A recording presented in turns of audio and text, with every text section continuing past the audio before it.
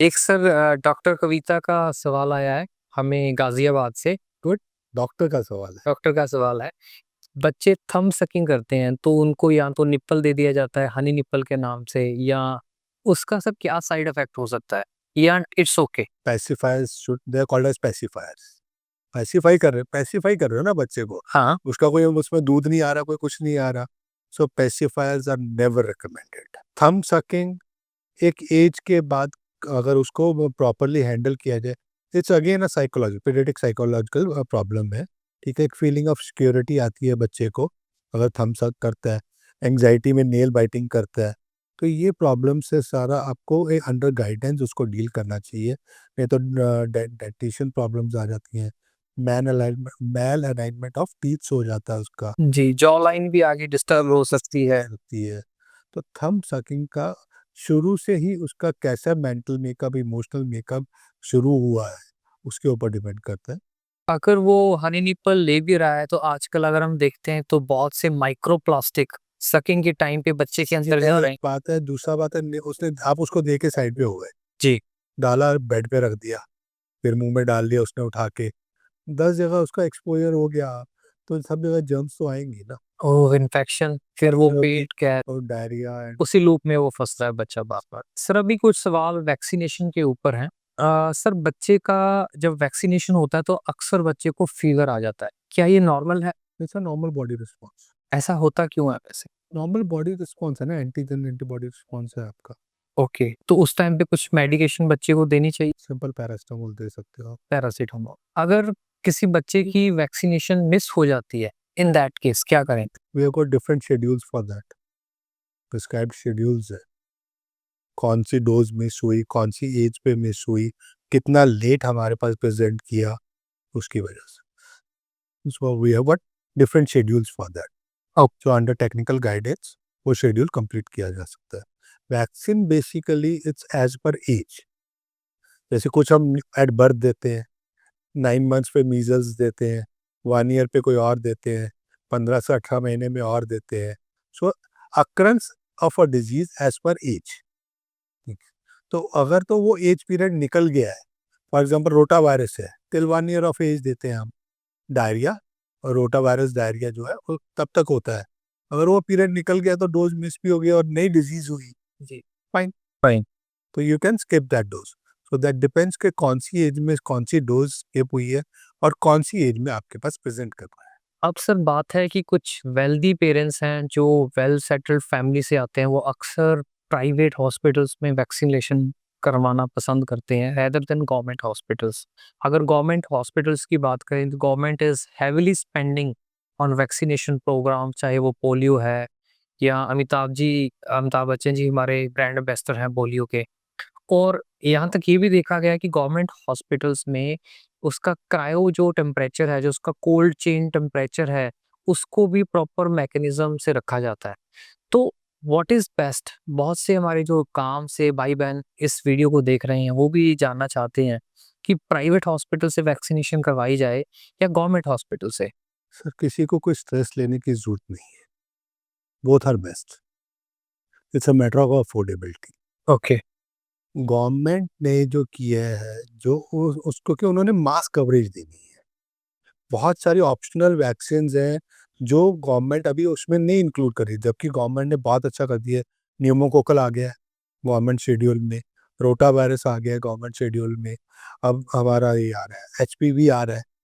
ठीक है, so government धीरे धीरे उनको इंक्लूड करती जा रही है। बट ऐसा नहीं मैं कहूँगा कि गवर्नमेंट इज बेस्ट या प्राइवेट इज बेस्ट।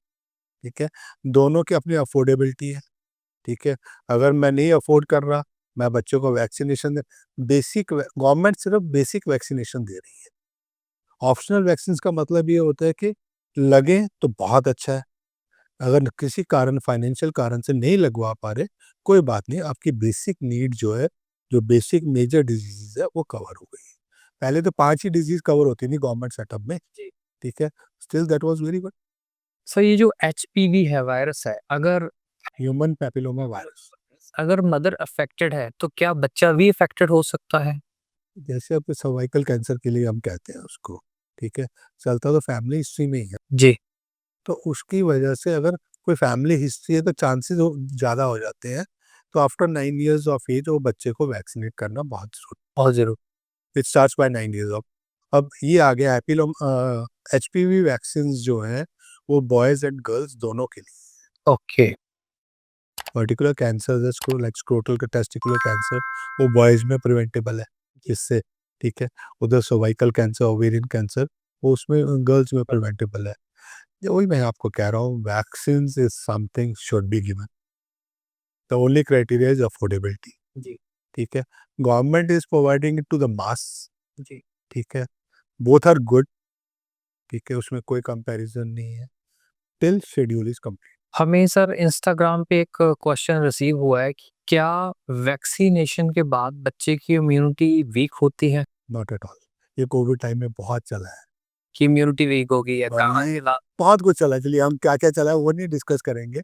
ठीक है, वैक्सीन क्यों देते हो? उस पर्टिकुलर डिजीज की इम्यूनिटी बन बन जाए। और वो एक्टिव एंड पैसिव इम्यूनिटी होती है। जी जी जी। ठीक है, या तो डिजीज आ गई, ठीक है, आपके कॉन्टेक्ट उसके कांटेक्ट में आ गए, उसके नेचुरल एंटीबॉडीज बननी शुरू हो गई, जी आप क्योर हो गए। जी। ठीक है, या आपने उस क्वांटिटी में उतने एंटीजेंस दे दिए कि धीरे धीरे धीरे धीरे काम कर रहे जा रहे हैं, आपकी इम्यूनिटी बना दी। बना दी। तो उससे कम कैसे होगी? और सो वैक्सीन इज टू रिड्यूस और टू इंक्रीज। आप थोड़ा हमारी ऑडियंस को बता दें कि जैसे पोलियो के केस में हम उसको एक्टिव वायरस फॉर्म में वो वैक्सीनेशन। आईपीवी एंड ओपीवी होता है ना। ओके। ठीक है, IPv is inactivated, OPV is live vaccine. Okay. Body में सर एक कॉमन लेमैन में अगर हम समझना चाहिए तो कैसे काम करती है ये? इनका मैकेनिज्म है, वो एक पर्टिकुलर डोज में हम एक तरह का इंजेक्ट करते हैं या ओरल, डिफरेंट डिफरेंट रूट्स हैं जिस रूट से वो मल्टीप्लाई होता है, तो उस रूट से हम उसको वैक्सीन देते हैं। वो धीरे धीरे मल्टीप्लाई होते हैं एंड वो इम्यूनिटी आपके एंटीबॉडीज फॉर्म करते हैं, then that helps in immunity. वही मैंने आपको पहले भी बताया कि वैक्सीन एज जो हम डिसाइड करते हैं वो एज पर अक्रेंस के हिसाब से। जैसे पहले हम टाइफाइड लगाते थे 2 साल पे, फिर स्टडीज आगे करते आते अब आ गया हमारा 9 मंथ्स पे। हम्म। ठीक है, इन्फ्लुएंजा की वैक्सीन हम देते हैं 6 मंथ्स पे, बट इन्फ्लुएंजा अभी गवर्नमेंट शेड्यूल में नहीं है, प्राइवेट में है। तो जो बंदा अफोर्ड करता है, बाकी अगर हमसे लगवा रहा है तो इन्फ्लुएंजा को हम प्राइवेट में लगवा लें। जी। सो वैक्सीन मैं नहीं समझता कि कोई नेगेटिव जो भी जितनी है वो सारी बातें हैं। Vaccine are always good. Covid की मैंने तीनों ली हुई डोज। ठीक है, मुझे इतना हाई लोड था कोविड में। ठीक है, if I am sitting here it's all because of vaccine. Me and my wife, मतलब एक हफ्ता हमारा बहुत बुरा हाल था। ओके। ठीक है, मैं तो thanks to government vaccine available हो गई, लग गई। बच गए। सर जो बच्चे 0 से 5 साल के हैं उनमें कॉमन बीमारियां क्या क्या आती हैं? सीजनल, सीजनल फ्लू है। सर्दियों में फ्लू हो गया, खांसी जुकाम, यूआरसी, अपर रेस्पिरेटरी कैटार हो गया। ठीक है, बाकी अगर वो उन स्किन प्रॉब्लम जो भी प्रोन है, bronchial asthma, childhood bronchial asthma, initially definitions अलग है हमारी। हाइपर रिएक्टिव एयरवे डिसऑर्डर, छाती का बोलना चलना, ठीक है, जो हम कहते हैं लेमन लैंग्वेज में। ठीक है, अगर हम ड्रेडफुल डिजीज में काउंट करें तो 0 to 5 में आता है pneumonia and diarrhoeas. Okay. Pneumonia sir सबसे ज्यादा क्या कारण होते हैं निमोनिया होने के बाद? It can be viral also, it can be bacterial also. Okay. तो वैक्सीनेशन फिर वही शुरुआत कहीं पेरेंटिंग की कमी से भी निमोनिया हो सकता है बच्चे। बॉटल फीडिंग, बच्चे को सही से ना रखना, ठंड लग जाना प्रिकॉशंस तो यही है, but bottle feeding is a भाई कॉज। ओके। घूम फिर के बात वही आ जाएगी ना। जी। ठीक है, vaccine prevention is better than cure. Prevention. अगर सर बच्चे को फ्लू है, कोल्ड है, सीजनल चेंज हो रहा है, तो क्या उसमें कुछ घर के घरेलू नुस्खे काम करते हैं? अगर बच्चा 6 महीने के ऊपर है तो क्या घरेलू नुस्खे काम करते करते हैं ना सर, जैसे हम गवर्नमेंट सेटअप में हम अपने आशा वर्कर्स को, फैसिलिटेटर्स को, उन सबको ट्रेन करते हैं कि आप अपने उनको सबको समझाओ एरिया में, स्टेज 1 माइल्ड मॉडरेट सीवियर। ठीक है, उसके हमारे different clinic science and symptoms हैं। सो माइल्ड में हम होममेड रेमेडीज ही बताते हैं, डायरिया में भी होममेड रेमेडीज ही बताते हैं, घर का बना हुआ ओआरएस। ठीक है, अगर आप सुनना चाहो तो मैं बता सकता हूँ कि ओआरएस कैसे। 1 गिलास पानी, चुटकी भर नमक की, 10-12 बूंदे नींबू की, ठीक है, 2 चम्मच चीनी के, देसी घर का ओआरएस, शिकंजी। शिकंजबी, जो हम नींबू पानी बहुत सालों से पीते आ रहे हैं। ओआरएस घर पे हो ना हो, अगर डायरिया हो गया तो नींबू तो होते हैं, 99.9% होते हैं, होते हैं। ठीक है, और 1 रुपए का नींबू है, आपका बन गया ना ओआरएस। जी। ठीक है, वैसे ही जुकाम हो गया है, छींके आ रही है, स्टीम देनी शुरू कर दीजिए। हमने जब पीजी की थी तो हमारे बॉस थे, जो मैं बात कर रहा था सर की, ठीक है, तो उन्होंने हमें सिखाया था नेजल सलाइन ड्रॉप्स हम घर पे बनाना सिखाते थे। पर वही है ना, आजकल मॉडर्न है, कौन घर पे उतना करेगा। पानी ली 1 गिलास पानी लीजिए, 1 चम्मच नमक डालिए, उसको 5 मिनट के लिए उबालिए, बॉइलिंग टेम्परेचर पे ला के ठंडा करके बॉटल में, पहले वो ड्रॉपर्स आते थे, ठीक है, एक एक बूंद दोनों नाक में डालिए। आजकल वो कहता है जी ठीक है, 10-12-15 रुपए का आता है, वो खरीद लो।